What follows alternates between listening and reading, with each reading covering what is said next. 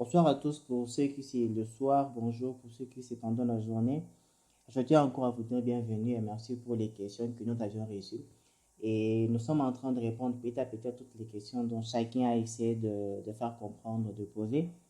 Vraiment qu'aujourd'hui nous continuons, quoique je tiens d'abord à faire savoir combien de fois nous ne serons pas en train de tout vous dire dans les deux vidéos que nous avions faites, mais la disponibilité du livre sera disponible dans 2 semaines et vous serez en train de tout lire et comprendre la profondeur et le goût et le désir qui est caché pour permettre à ce que vous soyez devant une vidéo en train de suivre un film, que vous soyez devant un livre en train de lire, que vous soyez invité dans une conférence et que vous passez le temps à vous dire, là, le conférencier il est hyper ennuyant, que vous soyez devant une masse et que même vous passez devant le temps avec une seule personne, il y a quelque chose que vous êtes en train d'apprendre.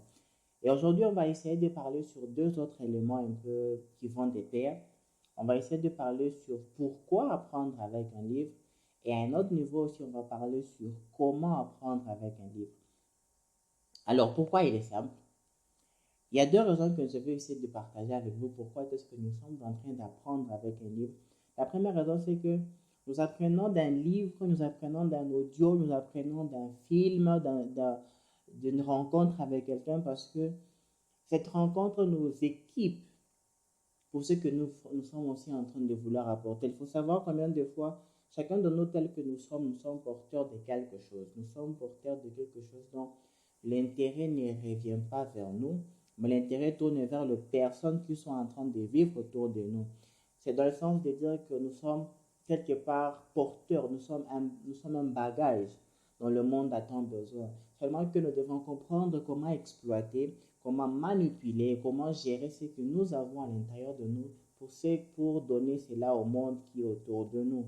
Alors, il faut savoir combien de fois la personne que tu es une réponse pour quelqu'un qui est à côté de toi. Tu es une réponse pour quelque chose qui existe.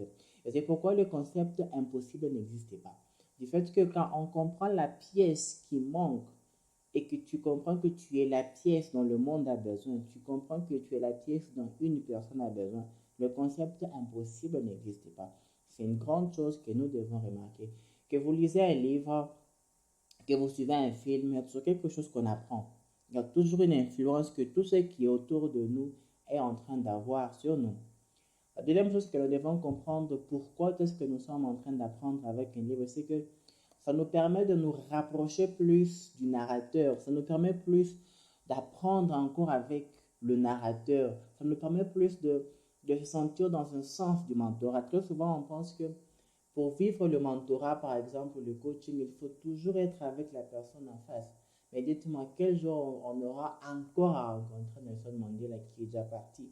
Quel jour on aura encore à rencontrer ces grandes personnes dont nous regardons avec désir? On s'est dit, ouais, j'aimerais passer du temps avec ces personnes. Malheureusement, ils ne sont plus. Mais c'est qu'ils nous ont laissé au travers des livres, au travers des audios, ça nous permet de passer plus du temps avec eux. Jim Rohn a dit ceci, vous êtes le résultat des personnes avec qui vous passez plus du temps. Et le temps que vous êtes dans un livre, le temps que vous êtes en train de suivre un audio, vous passez du temps avec cette personne parce que cette personne-là, elle vous parle directement, elle vous permet de comprendre ce que vous êtes en train de chercher. C'est pourquoi analysez et posez-vous un peu cette question. Quelles sont les personnes avec qui je passe mon temps? Ça peut être en phase, ça peut être sur système virtuel et comprendre quel est le résultat que tu es déjà devenu avec ces personnes que tu es en train de passer plus du temps avec. Et te posons aussi la question, qu'est-ce que tu es aussi en train d'apporter? Deuxièmement, on va essayer de comprendre comment apprendre. Tout le monde peut apprendre, tout le monde peut se dire, ouais, je suis en train d'apprendre. Seulement que une chose que nous devons comprendre, c'est que pour très bien apprendre, il faudrait d'abord, premièrement, comprendre et dénicher le gap. Il faudrait savoir que même si tu es la réponse à quelque chose, tu n'es pas aussi complet dans tout ce que tu es. Tu n'es pas aussi en mesure d'exploiter tout ce que tu es toi seul. Tu dois arriver à comprendre où est-ce que tes limites sont en train d'arriver. Et ainsi, quand tu comprends le gap ne veut pas dire que tu as toujours un déficit. Mais le gap nous amène aussi à comprendre que même des fois, il y a des éléments qu'on doit mettre ensemble quand on est en train de vouloir apprendre quelque chose.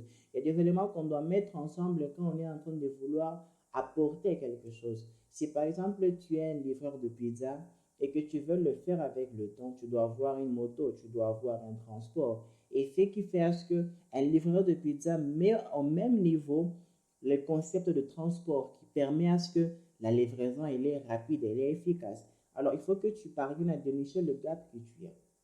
Il faut que tu parviennes à comprendre c'est quoi les vides que tu possèdes. Le deuxième élément, c'est que tu dois avoir un esprit qui est facilement enseignable. Nous devons sortir de la tête que nous connaissons tout. Nous devons sortir de notre mental, de notre manière de voir les choses que nous sommes déjà à mesure de tout faire par nous-mêmes. C'est ça l'erreur que nous sommes en train de faire quand nous disons que bon, je finis l'université, je suis devenu un expert dans tel domaine. Et ce que nous faisons, c'est quoi? Nous pensons que nous ne pouvons plus apprendre. Et parfois, nous sommes en train de catégoriser les personnes ou bien les circonstances qui peuvent nous apprendre.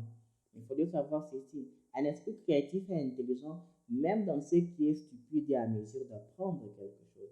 Alors la question que tu dois te demander de savoir, quel est ton niveau d'esprit que tu as qui est à mesure d'être facilement enseignable. Il y a quelqu'un qui m'a appris en disant ceci, toutes les personnes que je rencontre est mon supérieur. Pourquoi? Parce qu'ils ont quelque chose aussi à m'apprendre. Donc, on peut apprendre dans tout et partout. La troisième chose que nous devons avoir, c'est la capacité de se poser des questions. C'est vrai que c'est très compliqué pour les gens aujourd'hui de passer du temps à poser des questions parce qu'on trouve que c'est un peu dérangeant, on trouve que ce n'est pas adéquat. Mais se poser des questions nous permet de nous rapprocher beaucoup plus sur ce que nous sommes en train de vouloir apprendre. Plus tu te poses des questions avant même d'abord de commencer quelque chose, plus tu te poses des questions quand tu es en train de faire quelque chose, tu te places sur le chemin qui te permet de comprendre, de développer et d'apprendre quelque chose de spécial et de différent. C'est pourquoi c'est très important de toujours se poser des questions quand tu es en train de lire, quand tu es en train de vouloir comprendre quelque chose, quand tu es en train de vouloir développer quelque chose. Pose-toi des questions. Et le dernier élément que nous devons savoir, c'est que il faudra savoir se donner du temps. Se donner du temps ne veut pas dire, bon, je vais me reposer, après je vais me lever à 10 heures, et je vais lire de 10 heures à 11 heures, ou bien je vais lire de 10 heures, je vais prendre 30 minutes. C'est pas ça, se donner du temps. Se donner du temps, c'est être concentré. Se donner du temps, c'est être conscient du moment que tu es en train de faire quelque chose, que tu es focalisé, que tu permets à ce que ton esprit, ton énergie, toute ta force, ta concentration est en train de recevoir ce que tu es en train de lire. C'est ça, se donner du temps. On doit avoir le temps quand on est en train de vouloir apprendre quelque chose. On doit être au niveau présent à 100% quand on est en train d'apprendre quelque chose.